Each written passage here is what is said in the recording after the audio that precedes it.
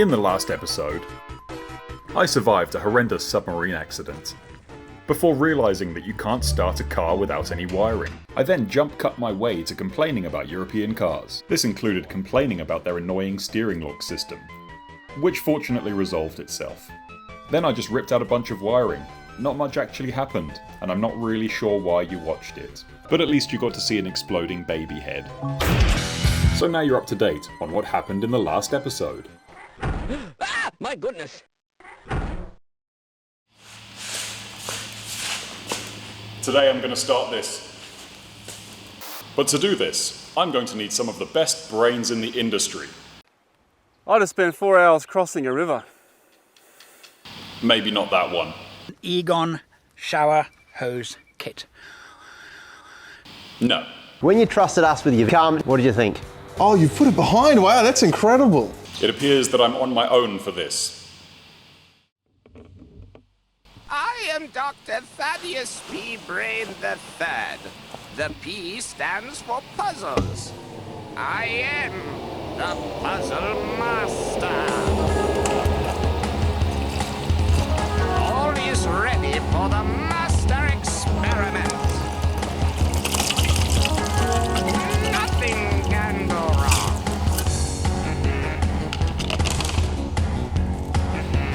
Nothing.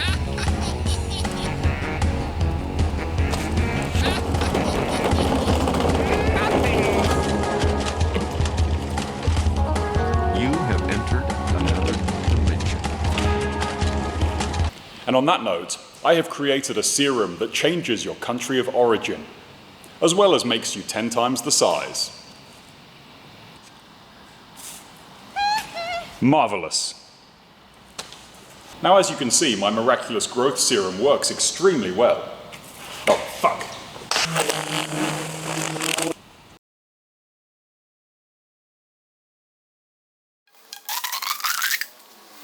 How inappropriate. Now let's start this thing. Now, just for clarity, this is the wiring I took out of that. And this is the wiring I took out of that. As you can see. Slight size difference. And what I then have to do is make sure all the holes in the Patrol's firewall have the same shapes as the ones in the Touareg.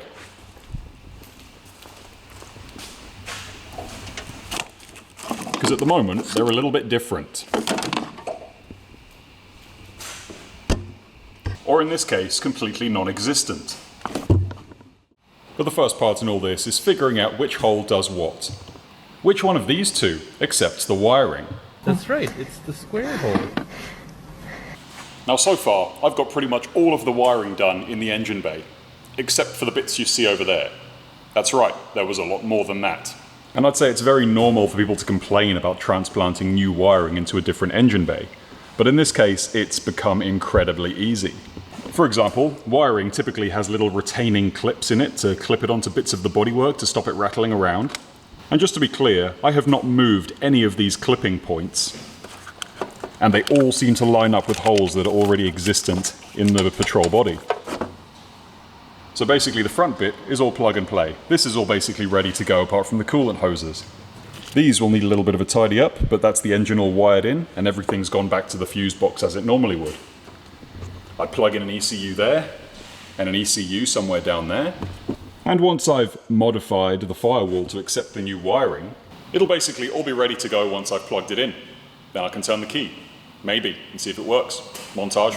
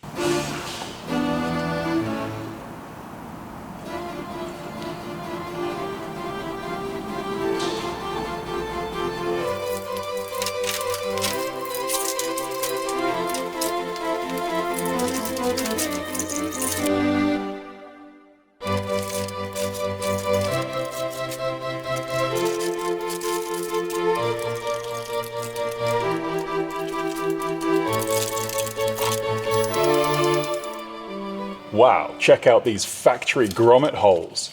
Whoever built this car must have known exactly what they were doing.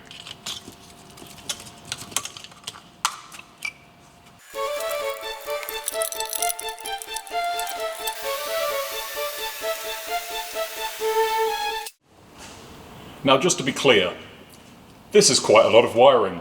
I may have underestimated this, but this is it kind of in the right place. Now the worst thing I've noticed is these protrusions through the firewall are a little bit further apart than they were on the Touareg, which means worst case I might have to cut one of them off and extend about 50 wires in one place. Hopefully not. And on the other side, there's normally a battery here and a battery where that battery tray is. But what I'm going to do is keep all the electronics where the first battery goes and extend the battery lines up to the back so both batteries can be in the back. And then it's a case of doing this horrible job. Throughout the Touareg are about 100 of these little earthing points. And while that sounds pretty easy in itself, getting a reliable ground on something that relies on CAN bus to breathe is no small task. Now my thinking is if I get the best grounds possible, there won't be a problem. But the Touareg was a monocoque chassis. This means that you don't have a body sitting on top of a frame like this one. You have the frame built within the body. As you can see there, body, frame. Now Volkswagen even earthed the main battery grounds to the body of the car. And in order to get the best results, what I'm going to do is do the same thing, earth the battery to the body, but then where the ground goes through the body, I'm then going to, underneath that, earth the body to the frame. So what does this mean? Well, it means using a fancy eBay tool, as well as another sweaty montage. So right now I'm at the stage where I'm attaching the earths from the engine to the car, and this is like the main earth strap for the engine. And this is a factory bolt hole. Didn't even need to do anything.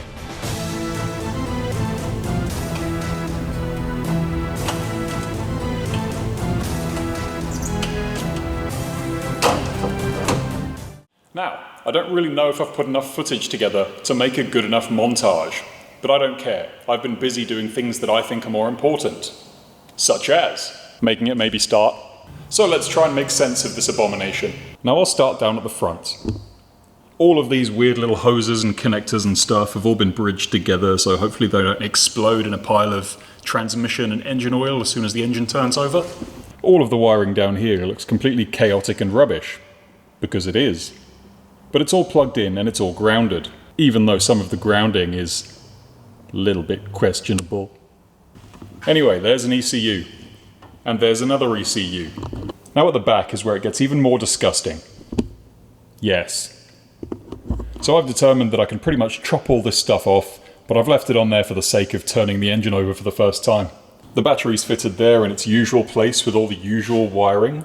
And you might recognise this guy. This is that half-made fuel tank that I never actually finished. But seeing as I have no fuel, there's no point connecting the fuel lines, so it's probably fine to just connect it all up for CAN bus sake inside the car.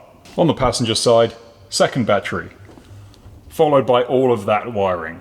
Now that's where the air conditioning and fans and things like that are supposed to go, and the head unit obviously goes in the middle. So I don't need that wiring today. And finally are all the driver's controls. So I've got the Volkswagen Speedo hooked up there. That's the Volkswagen steering column. Don't even know what that's for. Fuse boxes, pedals, and then the two important ones. That. And that. Now, as of right now, it is 10:22 on New Year's Eve. And this marks the moment of the absolute most terrifying moment where I connect the batteries and hope nothing catches fire or blows up. Because naturally, connecting everything up for the first time, considering there are about 1,000 wires in this thing, I've probably messed something up somewhere. So let's find out the hard way. So, battery terminal on. That's the positives. And now for a negative. That's one of them.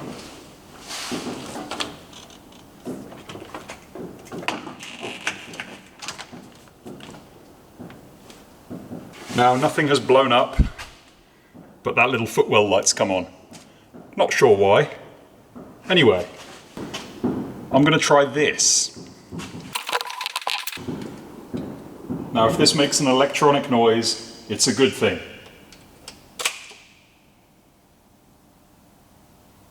Something's showing up on the dash. Let's see how many disgusting things it panics about. First turn of the key. And nothing happens, it's frozen. Move selector to position P.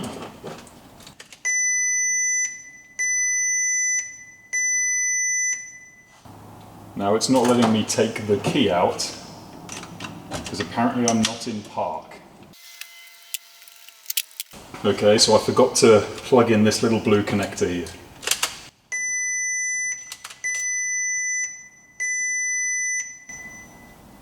So now I can take out the key. Right, I need to do a little bit more. Now that annoying beeping is saying that there's a steering fault. And all I can assume is that I haven't plugged in this, which goes in the back of the steering column. And the reason for that is because the wire isn't exactly long enough. So I might have to do some rearranging just for now. Third attempt. That was a bit scary. The camera light went off at the exact moment I plugged in the battery.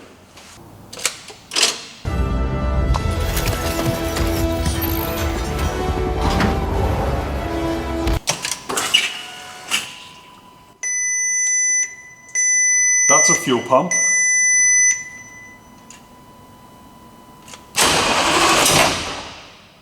Oh.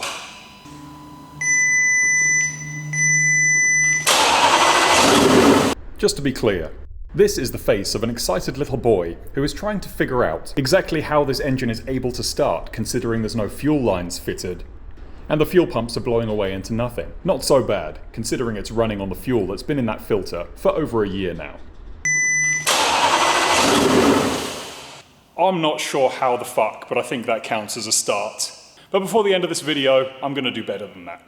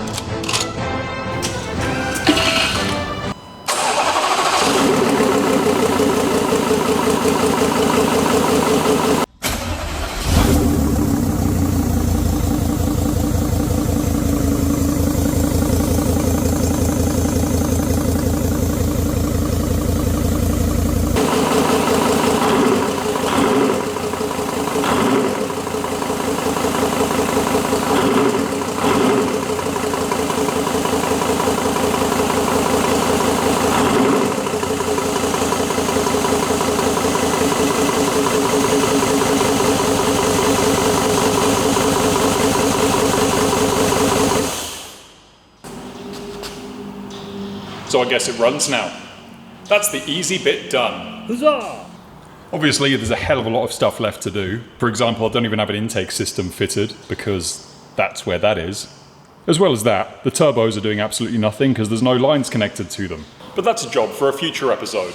I feel like I've accomplished enough today because I love proving haters wrong. I also think that's worth one of these. Anyway, as I may or may not have already said, that's enough for today.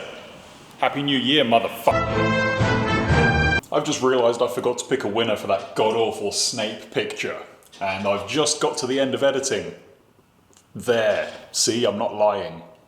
Anyway, I've put a keyword for Snape in that thing, and I think it's going to pick a winner if it works. So whoever that is, you won something. You'd better have shared the bloody video, or I'll tell your mum.